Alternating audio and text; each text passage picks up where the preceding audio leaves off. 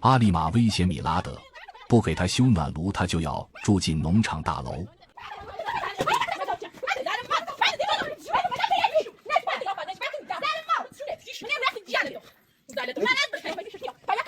帐篷里的暖炉损毁之后，臭婆娘阿丽玛的处境迅速恶化。原本就简陋的居住条件，在寒潮持续逼近的冬季里，彻底暴露出无法维持基本生活的脆弱。帐篷失去了取暖设备，内部温度一天天下降，寒气沿着地面和布料的缝隙渗入，昼夜不分地侵蚀着人的身体。臭婆娘阿丽玛在这样的环境里待得越久，情绪就越是紧绷。寒冷不只是作用在皮肤上，更在无形中放大了她的焦躁和怨恨。在她看来，帐篷已经不再是可以居住的地方，而是一个随时可能把人拖入危险的临时栖身点。她开始频繁地在农场范围内活动，目光反复落在小屋和农场新大楼上。那两处地方在冬季显得格外稳固和温暖，与她所在的帐篷形成了强烈的对比。这种对比不断刺激着她的情绪，也让她逐渐失去了原本仅存的克制。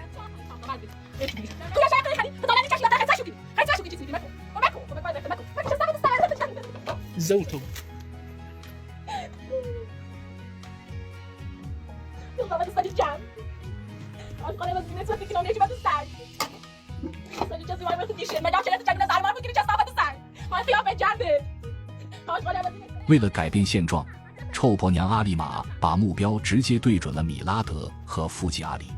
她很清楚，真正有能力解决暖炉问题的人并不多，而自己如果只是反复请求，根本得不到回应。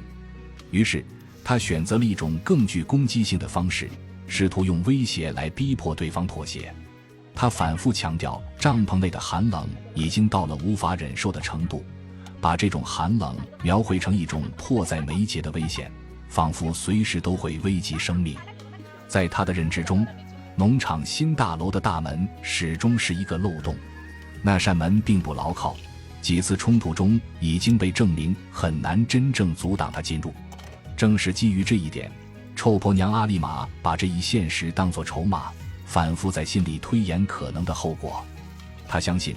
只要把这种不稳定性摆在明面上，就足以形成压力，让米拉德不得不重新考虑自己的立场。随着时间推移，臭婆娘阿丽玛的态度愈发强硬，她不再掩饰自己的意图，而是把选择摆成了一条直线。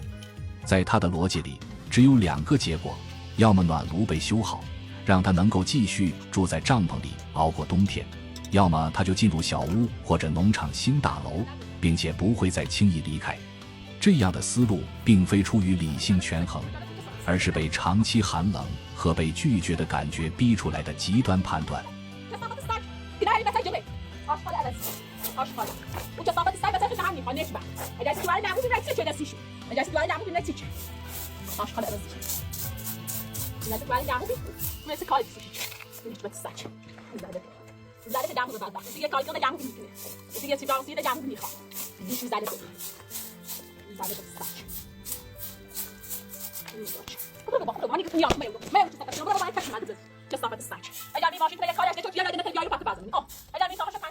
米拉德对此保持了明显的警惕，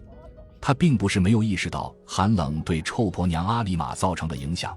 但过往的经历让他对任何妥协都充满顾虑。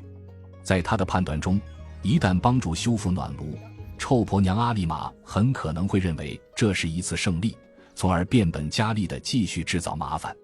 正因为如此，米拉德选择了继续观望，甚至刻意保持距离，希望通过冷处理让对方意识到自己的行为无法换来任何好处。这种态度在客观上进一步激怒了臭婆娘阿丽玛，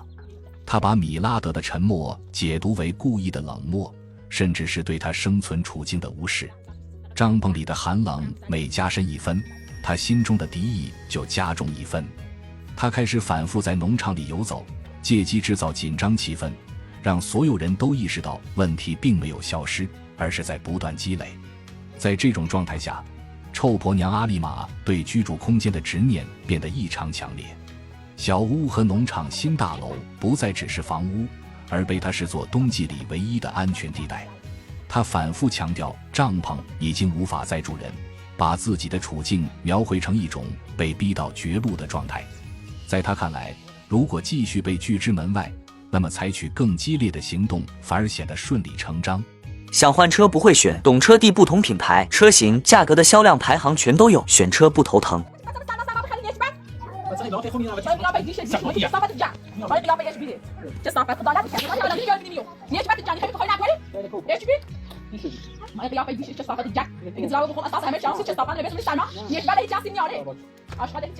父亲阿里同样清楚事态的严重性。作为长辈，他看到了寒冷对人的消耗，也看到了臭婆娘阿丽玛情绪上的失控。然而，过去的冲突让他很难再对这个人抱有信任。每一次退让都可能换来新的纠缠，这种经验让他在态度上变得格外谨慎。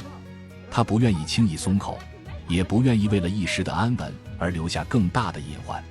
寒冬的背景让一切显得更加压抑，农场的空气里仿佛始终弥漫着一层紧张的寒意，不只是天气带来的，更是人心之间对峙的结果。臭婆娘阿丽玛的威胁像一块悬在空中的石头，既没有真正落下，也无法被忽视。每个人都清楚，只要问题得不到解决，这块石头迟早会砸下来。在这样的僵局中，臭婆娘阿丽玛的立场变得异常明确。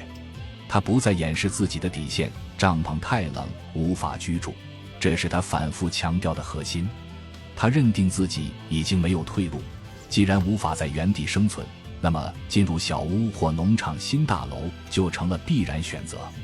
无论这种行为会引发怎样的后果，她都不再愿意为此负责。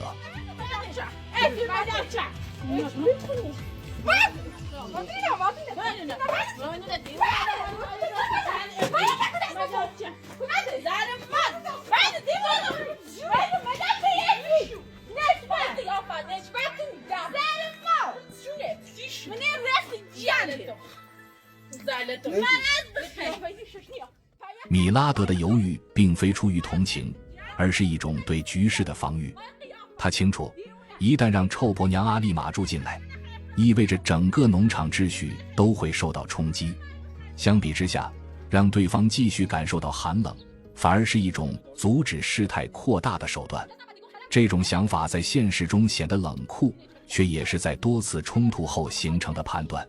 于是，寒冷、威胁和对抗交织在一起，把农场推入一种持续紧绷的状态。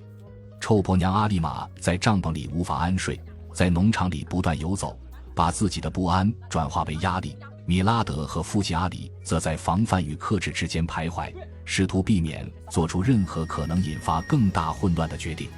冬季的严寒没有给任何人留下缓冲的空间，反而把矛盾一层层压紧，使得这场围绕暖炉和居住权的对峙显得愈发不可避免。